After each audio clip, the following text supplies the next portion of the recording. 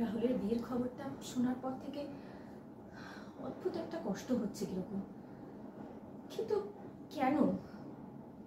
আমি তো মনে মনে কখনো এটা ভাবিনি।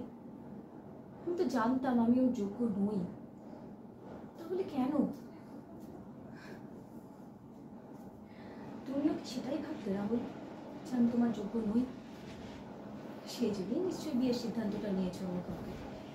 কিন্তু সেদিন আমাদের দেখা হওয়া, কতগুলো কথা, সব কি তাহলে মিথ্যে ছিল? এমনিই ছিল?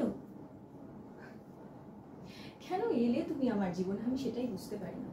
বন্ধুত্বের হাতই বা কেন বাড়িয়ে দিলে? শুধুই কি কষ্ট দেওয়ার জন্যে? আমারই ভুল। আমি হয়তো না চাইতেও মনে মনে একটু বেশি আশা করে ফেলেছিলাম। সত্যিই তো আমি তোমার যোগ্য নই। যাই হোক, আশা করবো তুমি খুব ভালোই থাকো। আমাকে শক্ত হতে হবে, নিজেকে সামলাতে হবে। পরিবারের দায়িত্ব আমার উপরে। যাই, অফিসের জন্য তৈরি হই।